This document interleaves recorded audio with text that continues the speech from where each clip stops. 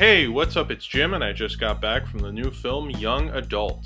Charlize Theron plays a young adult writer who ghostwrites a series called Waverly Prep. She's living in the big city, and then she gets an email from her past high school love announcing that him and his wife have a new baby. This makes her want to go back to suburbia where she grew up and try to rekindle a relationship with her high school love. She's like a queen bee, kind of prom queen bitch, but she never really grew out of it, and now she's like this writer with some income. Her life's kind of come to this crossroads, and then she actually becomes friends with Patton Oswalt's character, who had the locker below hers in high school, and they become friends and drinking buddies, and she like talks to him about everything that's going on while she's trying to reconnect with her lost high school love, even though he's married with a new baby. I've like never liked Diablo Cody. I just don't get the appeal whatsoever.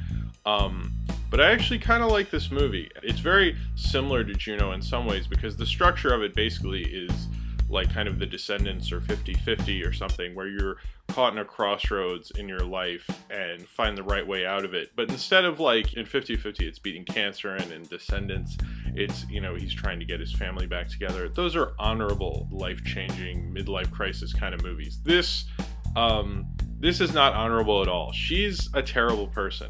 These type of movies that I think kind of get a little bland and Oscar baity and boring, overly pretentious, and everyone's kind of a good person. And in this movie, the main character, Charlize Theron plays, is a shitty person.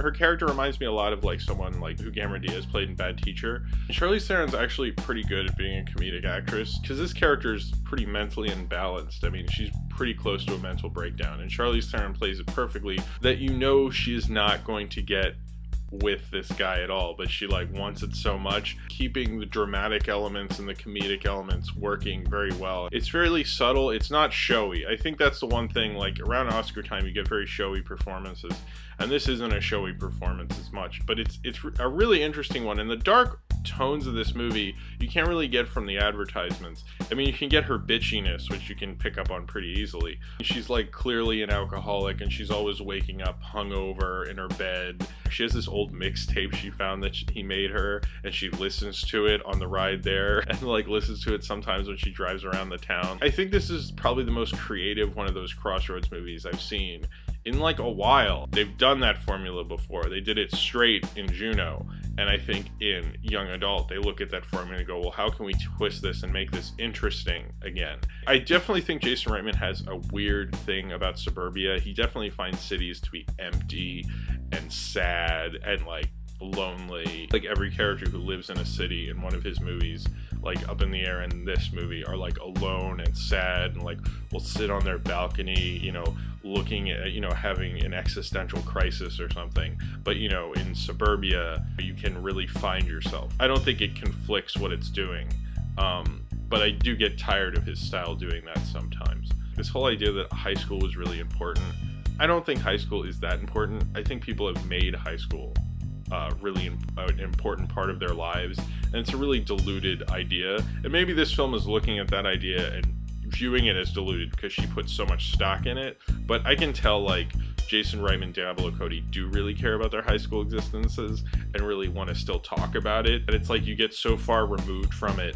You're like Jay-Z when he talks about the streets now. Like, move on. Like that was 20 years ago. Maybe this film is actually looking at that idea, that like kind of obsessed with what you did in high school. Like you're still like, oh well, I was a popular kid, oh I was a geek, and you're like, you know, you've had a job for 20 years and you have kids, but you're still attached to that kind of stigma.